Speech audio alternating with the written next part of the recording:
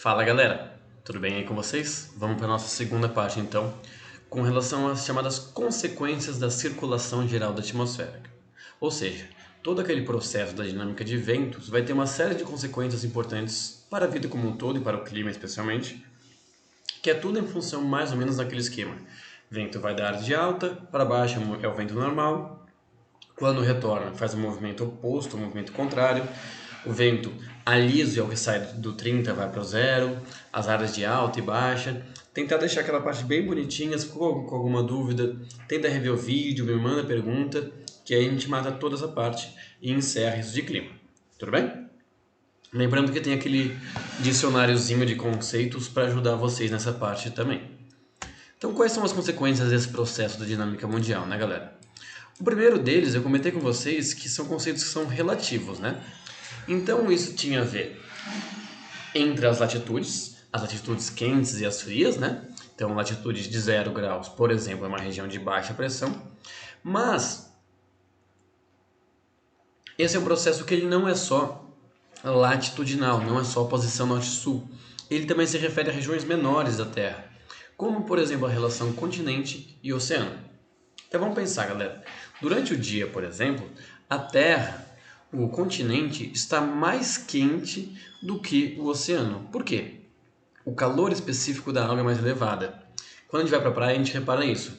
De dia, a areia está queimando, você consegue às vezes ficar com o pé descalço na areia, e a água está bem mais fria. De noite é o contrário. A areia está mais friazinha, né? Até bem fria às vezes, e a água está mais morninha, um pouquinho mais quente. Por quê? Devido ao fato do calor específico da água ser mais elevado, quando o sol nasce, a água vai demorar muito mais para se aquecer. Então ela fica o dia inteiro se aquecendo. Quando o sol se põe, aí sim que ela finalmente conseguiu se aquecer e ela vai demorar muito tempo para perder esse calor, demorar a noite inteira. Já a areia não, ou a terra como um todo, ela esquenta muito rápido, assim que o sol nasce, fica o dia inteiro quente, só depois ela vai se resfriar rapidamente. Então a terra, e a areia no caso, é mais quente durante o dia e mais fria durante a noite, com relação ao oceano. Assim sendo, durante o dia, quem é baixa pressão? Quem é baixa pressão é o continente, e quem é alta pressão é o oceano. Qual que era o movimento normal mesmo? Ventos saem da área de alta e vão para a área de baixa.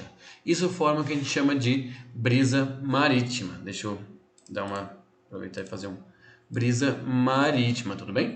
Que é os ventos que sopram do oceano em relação ao continente, ajudando a trazer aí umidade. À noite, esse processo se inverte. Por quê? A Terra vai estar mais fria do que o oceano, logo, a Terra vai ser uma região de alta pressão e vai direcionar ventos para o oceano. No caso, durante o dia, esses ventos oceânicos ajudam a trazer umidade para a praia. De noite não faz muita diferença em termos de umidade, porque a Terra já é mais seca. A única coisa que a gente consegue observar é na praia mesmo. Durante o dia, então, o vento sopra do mar para a terra e de noite da terra para o mar. Tudo bem? Essa é a primeira consequência aí. Deixa eu ver se eu consigo. Boa. Eita, peraí.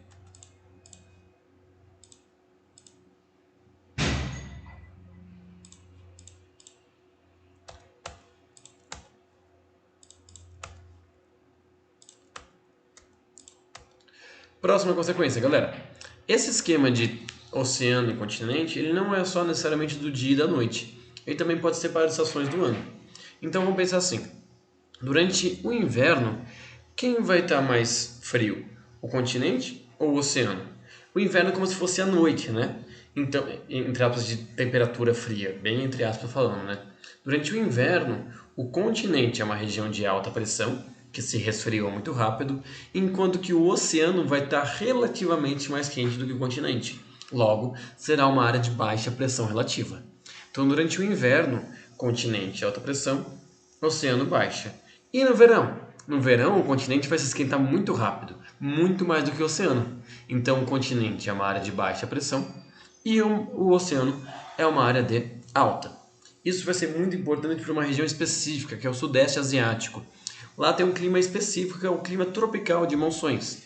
Lembra da aula de tipos de clima? O clima tropical é aquele que tem duas estações do ano bem definidas. Um verão quente e chuvoso e um inverno seco. Esse de monções, galera, ele é clima tropical. Ele segue essa tendência. Só que ele tem um tchan a mais. Qual que é esse tchan a mais? No verão, o oceano vai ser uma região de alta pressão, enquanto que o continente é uma área de baixa. Tranquilo até aí? De onde os ventos saem? Os ventos saem então do oceano em direção ao continente. Só que olha a região que a gente está falando do planeta, galera. A região de intensa umidade e calor, que é a linha do Equador, ó, Indonésia, sul da Índia, aqui do oceano. Consequentemente, esse vento que sai do oceano e chega no continente, ele chega com muita umidade. Então o clima de monções ele é um clima tropical normal. Chove mais no verão. Só que chove muito. Fica semanas, meses sem parar de chover aí. Onde? Países do Sudeste Asiático, Tailândia, Filipinas, Malásia, Vietnã, sul da China, a Índia, tudo bem? O clima tropical de monções, então, porque no verão o oceano é alta pressão. Logo, manda ventos quentes e úmidos com muita umidade para o continente, que chove bastante mesmo. Beleza? E no inverno, Bruno? No inverno o continente manda para o oceano, mas não muda muita coisa, porque o continente já é seco. Beleza? Relacionado a isso, galera, a gente tem justamente a formação da chamada ZCIT, Zona de Convergência Intertropical. Ou seja, a região da linha do Equador, deixa eu dar uma grifada aqui, essa região aqui da linha do Equador, que por ser a região de mais baixa pressão do planeta inteiro, ela vai receber constantemente aí ventos de todas as localidades. Já é a região mais quente, ao longo do ano inteiro.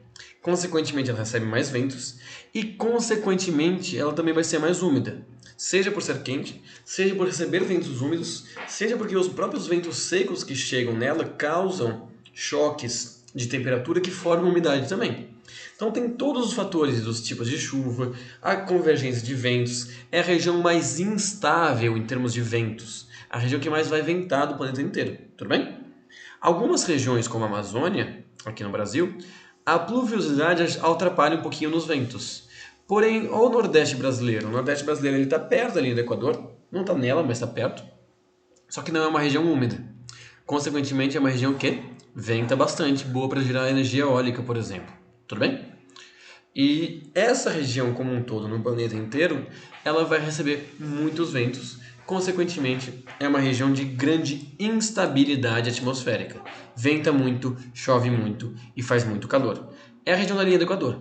A gente chama ela de ZCIT, Zona de Convergência Intertropical.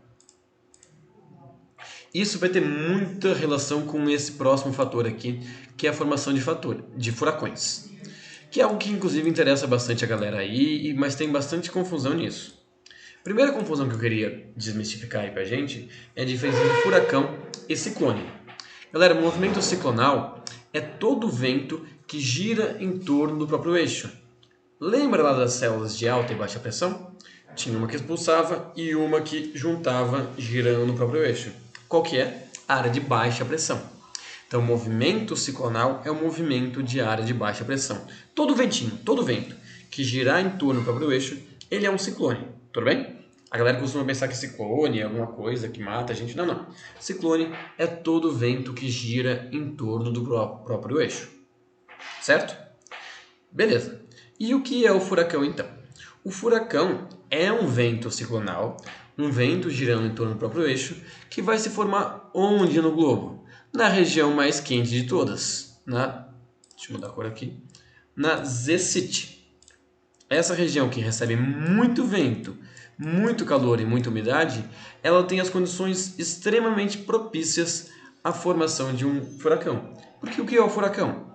Ele é uma grande quantidade de ventos girando em torno do próprio eixo e eles se formam exclusivamente nos oceanos. Por quê?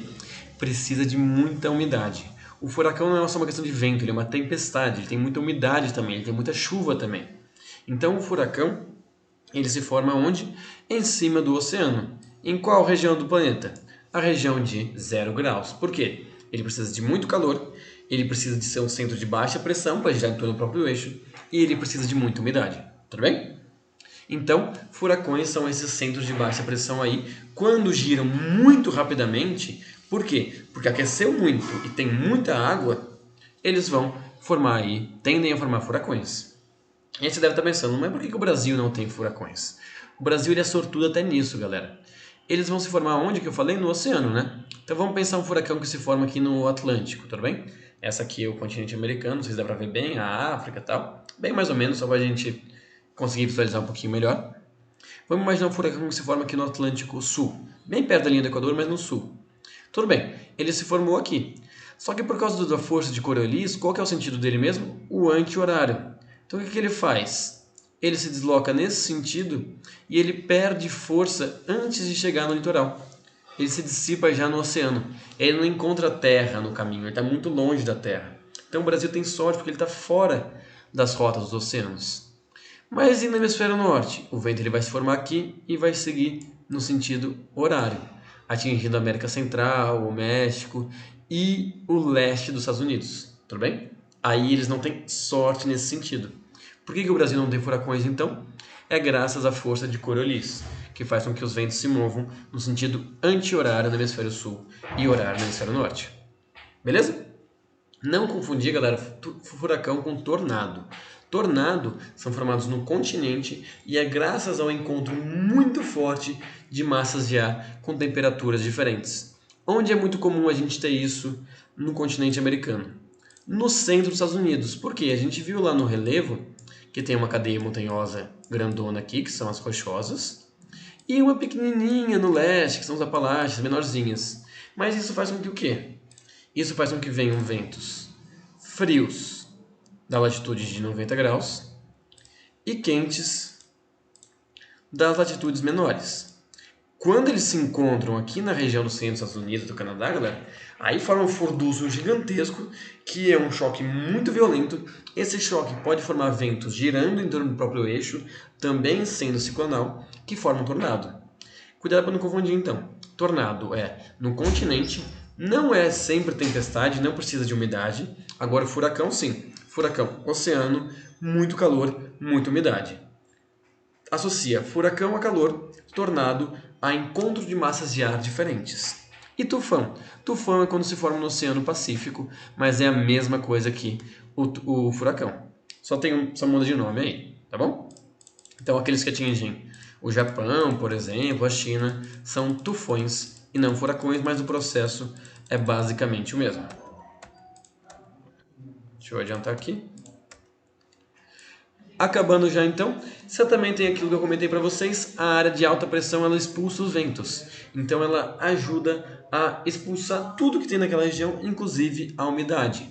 As regiões de 30 graus norte e sul do planeta, que são regiões de alta pressão, são regiões caracterizadas por serem desertos. Por quê?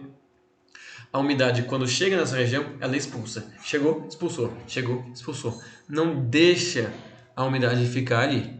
Tanto no hemisfério norte, olha o Saara aqui, por exemplo, olha o Oriente Médio, quanto no hemisfério sul também. No nosso caso, galera, por que na região sul do Brasil, então, um pouquinho mais ao sul de São Paulo, que é 30 graus, não tem deserto? É graças à atuação dos ventos úmidos da Amazônia. Se não fossem eles, aí sim a gente também teria deserto nessa região. Tudo bem? Então, as regiões de alta pressão atmosférica são um dos 3 fatores que auxiliam na formação de desertos. Quais são eles? Barreira orográfica, que barra a umidade do oceano, correntes marítimas frias e zonas de alta pressão atmosférica. Outra consequência, um pouquinho mais tranquilinha é essa, a atuação das massas de ar, a gente falou na aula lá de clima também. Então, pegar, por exemplo, a massa polar atlântica, que vem do sul, ela vem muito por causa da circulação geral da atmosfera, tudo bem? Aí ela vai se chocar com outras aqui no Brasil, causar chuva e tudo mais, certo? Então, as massas de ar também são uma consequência bem tranquilinha desse processo aí. Beleza, galera? Gente, é uma matéria mais densa mesmo, tem bastante coisa, confunde bastante a cabeça, vê com bastante calma as aulas, vai fazendo anotações, usa o dicionário que eu vou passar para vocês e tenta fazer listinha de exercícios. Qualquer dúvida em qualquer momento desses processos, só vem falar comigo que eu ajudo ou explico novamente, não tem problema nenhum, tudo bem? A parte do processo de circulação geral da atmosfera, ela não costuma ser tão cobrada assim. As consequências são mais cobradas. A questão é que para entender as consequências, a gente precisa daquele contexto inicial. Beleza, galera? Precisando de alguma coisa, tamo aí. Fiquem bem. ótimos estudos e um abraço.